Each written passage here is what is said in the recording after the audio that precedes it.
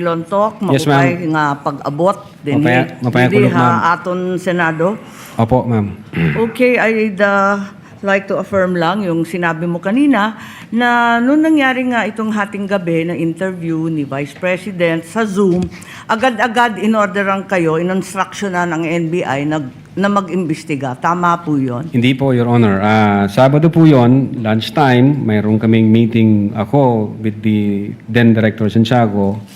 I think between 12 noon and 1 p.m. And then mayroong instruction na nanggaling kay Delta Santiago na, Jeremy, may kumakalat sa social media, may mga utterances na ginawa ang Vice Presidente. Imbestigahan natin. Since may cyber aspect ito, imbestigahan nyo na. Doon po nagsimula yun. Tama. So anong araw yon? Kasi andito sa inyong affidavit of investigation at yung sinabi ninyo na on even date, ang tinutukoy mo ba yung November 23 din? November 23, ma'am. Kasi natapos ho ang... Oo, gabing-gabi kasi yon di ba? Madaling araw po ng alauna, ma'am. That's right. So, nag-meeting kayo kaagad-agad? Ganun ba? Hindi, ma'am. Hindi po kasi namin alam yun. Kailan kayo inutusan na mag-imbestiga? During lunchtime, nung may meeting kami ni then Director Santiago, pero iba ho ang iniimbestigahan namin krimen. Kailan kayo sinabihan ng DOJ na mag-imbestiga? Anong araw That same day, ma'am. Kaya nga, November 23. November 23. Oo, pareho lang. Yun ang sinabi ninyo kanina nung tinatanong kayo ng counsel ng prosecution, yan din ang nakasaad. On even date ang nakasabi sa inyong affidavit. Opo. Yes, ma'am. Okay. So, nag-umpisa na kayo. Kwento nga ninyo, 4-phase yung investigasyon. Nag-umpisa sa identification. Nagbigay kayo ng hash value. Nag-preserve kayo ng data. Pagkatapos nag-research kayo. Subsequently, sinabi mo na meron kayong open source intelligence search at natuklasan ninyo na meron palang October 18 video na press con na naman ni OVP na nasa Facebook at may mga sinasabi na naman na puputulin yung ulo. Tama ba yon yung October 18 ang nakita ninyo? That's the continuation in the analysis phase, Your Honor. Oo. Yes, Your Honor. Kasi nag-research na kayo, no? Bilang fourth phase nga ng inyong investigasyon. Tama po ba? Hindi po, Your Honor. Yun yung third phase ho, yung analysis and attribution. Sa analysis pa at attribution. So third phase. Pero bandang huli na. Ang pinagtatakahan ko, kung inutusan kayo ng November 23 na magkaroon ng investigasyon, bakit napakaaga? November 6, 2024, a subpoena was issued to ABS-CBN requiring them to submit an authenticated copy of the video pertaining to the 18 October press con. Nandito to sa affidavit ninyo, nasa page 8, number 14. Kung inutusan kayo noong November 23, ang ibig ba sabihin, November 6 pa lang, minamanmanan na si Vice President? Iniimbestigahan na siya bago pa yung Zoom conference sa Kongreso? No, Your Honor. I believe that's a typo yung date. Sorry? Kasi that's a typo, Your Honor, yung date. Kasi makikita doon yung date noong appearance ng taga-ABS-CBN, which is consistent ho siya doon sa ibang inisyuan ng Kailan ba yung subpoena. appearance? Kasi hindi ko nasusundan yung timeline ninyo eh. Parang yung November 23 yung utos, pero November 6 pa lamang, may subpoena na. Ba't nagkaganon? Typo ho yan, Your Honor. Hindi ho yan November 6. Typo na naman katulad ng Department of Justice. No, Your Honor. If I may refer to my notes, Your Honor. Oo, pakita mo na lang sa akin kasi nahanap ko hindi ko masundan eh. You may do so, This is Counsel. page 6, number 14 po. November 6, 2024, subpoena to ABS-CBN.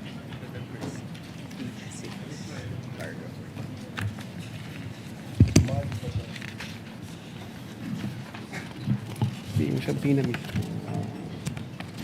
The subpoena itself. The subpoena itself. Wala naman yatang date na binibigay tungkol sa appearance ni Patria Morales at yung iba pang Meron po, taga-ABS. Your Honor, if I Pakituro lang have kasi the, hinahanap record po of the namin. subpoena.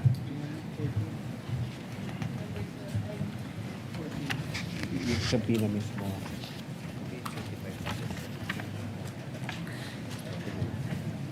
For information, the time of Senator Judge Marcos is over. Kindly. Yes, but he's still responding Of to course, the we same will wait for question the if you will response allow. first. Siya po yung matagal, hindi tayo. We're only counting your the questions that you asked, not the answer. Neither are we counting the waiting time for the witness to answer. I-check ko lang po, Your Honor, para Kasi yung mga sumunod na meeting, doon sa page 13, sa number 30, at sa mga sumunod, yung mga tinutukoy doon, yung mga media na nandun sa Zoom conference. Hindi naman siya yung ABS na humawak ng camera noong October 18. Iba naman yung mga tinutukoy doon eh. Attorney Lutok, Opo. the question of the Honorable Marcos is on page 6, paragraph 14. You said you sent a subpoena on November 6, 2024. Unfortunately, because the annexes are not part of the document marked, it's not here. So the question is quite clear. If it's a mistake, then what is the correct date of the subpoena? If I can see the real subpoena, Your Honor. Kindly talk to the mic, please. Yeah. If I can see the real subpoena, Your Honor, because the subpoena was signed by our Assistant Director for Investigation Service. As I said, unfortunately, it was not attached to your affidavit, and I doubt if it's one of those marked or pre-marked Wala. by the counsel for prosecutors. As he said and admitted earlier, he did not or they did not mark all of the annexes in your affidavit. Yes, Your Honor. If I may, check ko lang po, Your Honor, para sigurado ho. Wala sa'yo ngayon. Inaanap ko po rito. Wala nga pong annex yan eh. Wala sa annex at wala rin sa affidavit. Kasi yung mga media na tinutukoy sa ibang pahina, eh yung mga nag-interview nung Zoom conference. Dito ho yung certified true copy daw, Your Honor. If I may, Your Honor, please, can I assist on this regard, if the court will allow?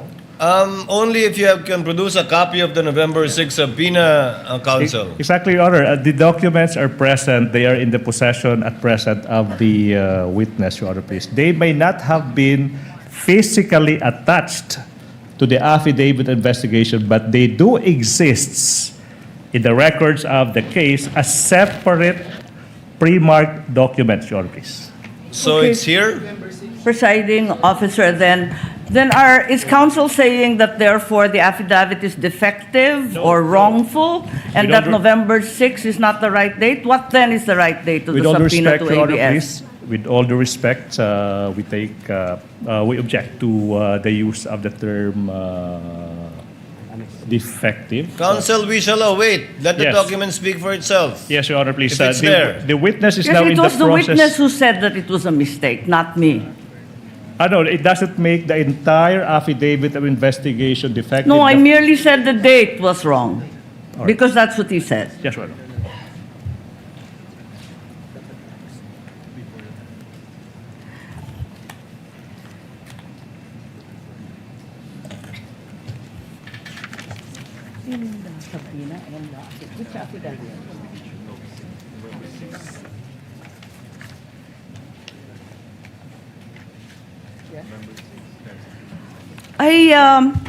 It's just been brought to my attention that, in fact, presiding officer, two documents were issued on November 6. Not only the subpoena to ABS-CBN, but further the affidavit of investigation regarding the October 18 press con.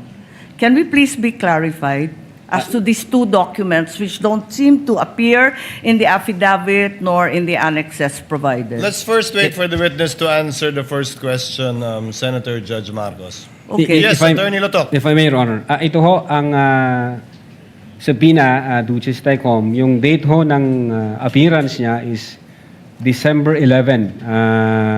Appearance po. Ang tinatanong Appearance. yung date ng subpoena. Date Attorney ng Lotok. subpoena, Your Honor, is 6th day of November 2024, which I believe this is a typo kasi magkakasunod ho ito doon sa mga inisyuan namin na media personalities.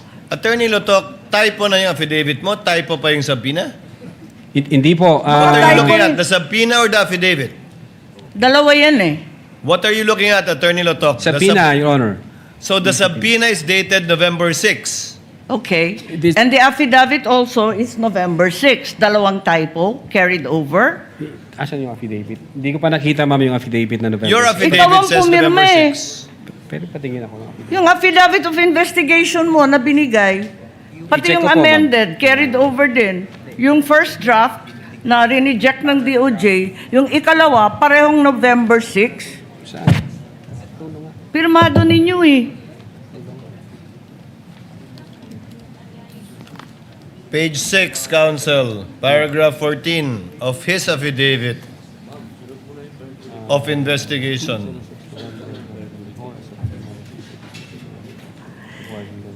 Yes, Your Honor. It's November 6, 2024 ang nakasulat dyan.